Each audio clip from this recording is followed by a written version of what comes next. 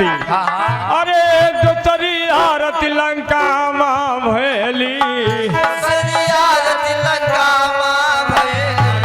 दूसरी आरती लंका माँ भैले, भैया दूसरी आरती लंका में भैली। तब जो हनुमान जी जा करके और भीषण को सारा हाल बताया कि भगवान राम सीता जी को लेने के लिए आ रहे हैं। तब भविष्य ने ये विचार किया कि तो हनुमंत लाल जी है और जो आ करके हमें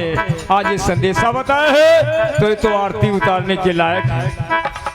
अरे दूसरी आरती लंका माँ भैली, और दूसरी आरती लंका माँ भैली, अरे लंका माँ भैली, लंका माँ भैले, लंका माँ भैली, लंका माँ भैले। ए भैया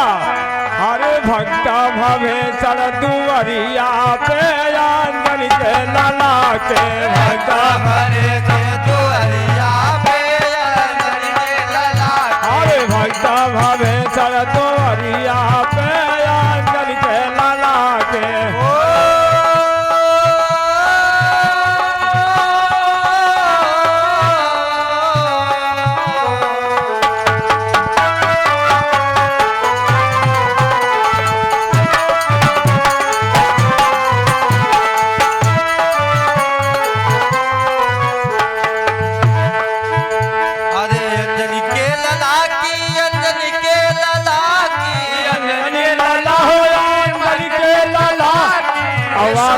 कराओ कपूरावा के अंजन के लाला के,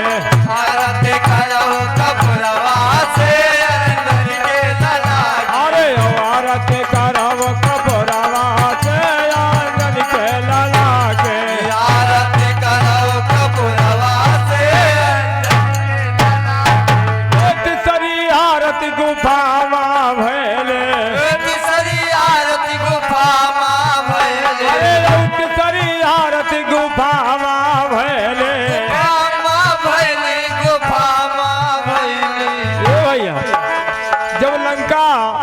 को जीत करके सीता जी को वापस लिए हनुमान जी, रामचंद्र भगवान साथे जा रहे थे वापस, तो कहा लाग हम अपनी माँ की मुलाकात कर ले। तो जब वहां पर गए माँ अंजनी से बताया सारा हाल, तो माँ अंजनी विचार करती कि तो हमारा पुत्र है आरती उतारने के लायक। तब माँ अंजनी ने कहा अरे तीसरी आरती गुफा माँ भैले, तीसरी आरती गुफा माँ भैले। ए भैया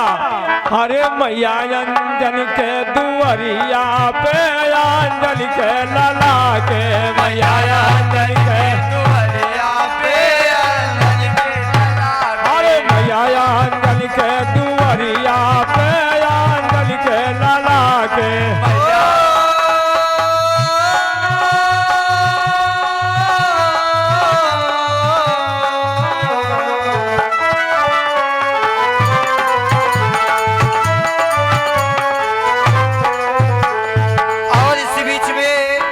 हमारे परम सम्माने हमारे परशुराम भैया जी,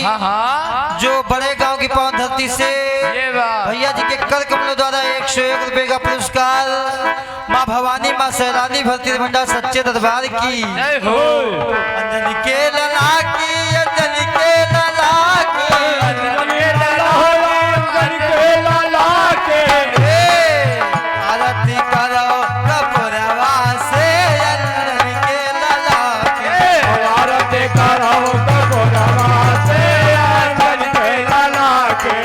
आरती करो कपूरवा से अंजनी के लाला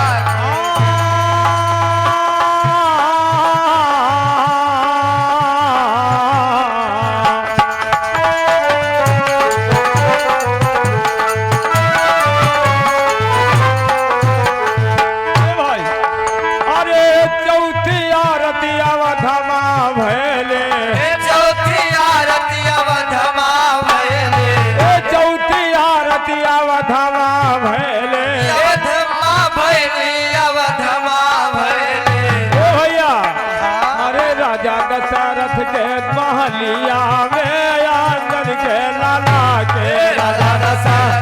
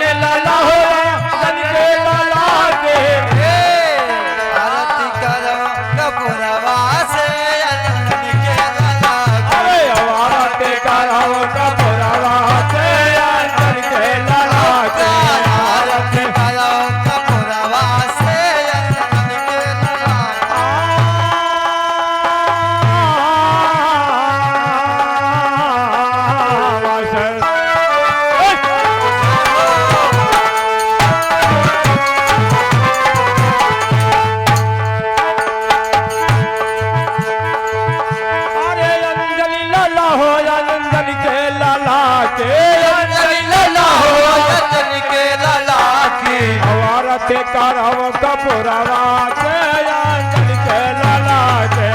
आरती करो कपूरवा से अंजन के लाला के आरती करो कपूरवा के अंजन के लाला के आरती करो कपूरवा से अंजन के लाला अरे पतई आरती है अम्बरपुर माँ भैले पतई आरती है अरे अम्बरपुर माँ भैली अम्बरपुर माँ भैले ए भैया आज हमारे चाचा हिक्का जो बजा रहे हैं अरे चाचा जी के अब महलिया में अंजन के लाला के चाचा जी के अब महलिया में अंजन के लाला अरे चाचा जी की अब महलिया में अंजन के लाला के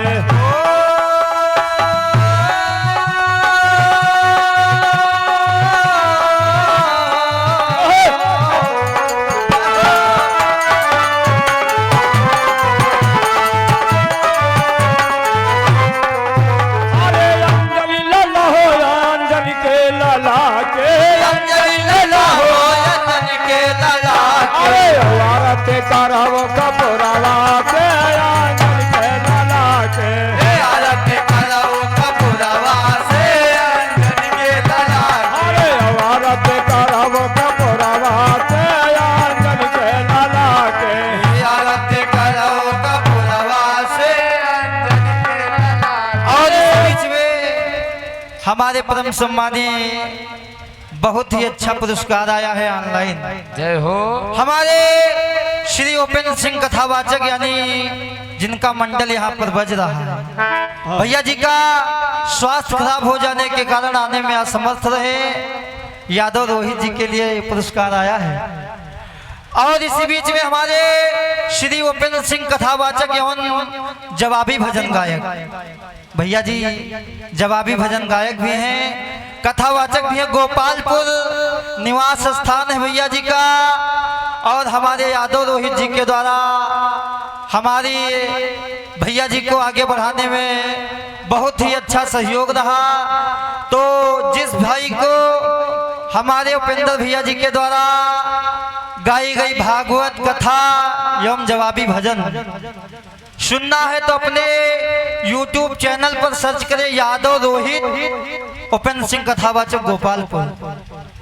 सर्च करें, बेल आइकन दबाए, सब्सक्राइब करें। और हमारे उपेंद्र कथावाचक जी के कर कमलों द्वारा हमारे रोहित भैया जी के लिए 501 रुपए का पुरस्कार मां भवानी भक्ति मंडल सच्चे दरबार की जय हो, हनुमान जी महाराज की जय हो।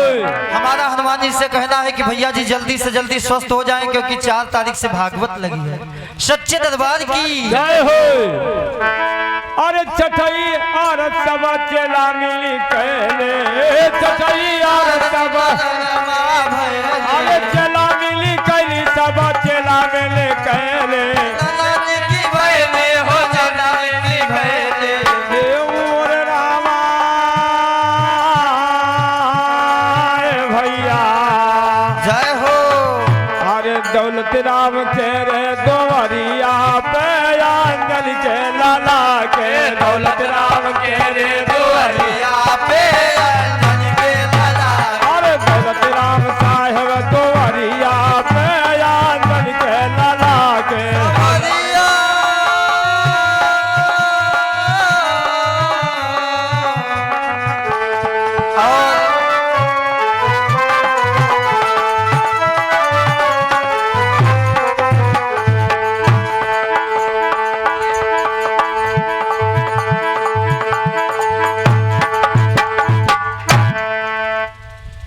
हेलो बोली हनुमंत लाल की जय हो। आ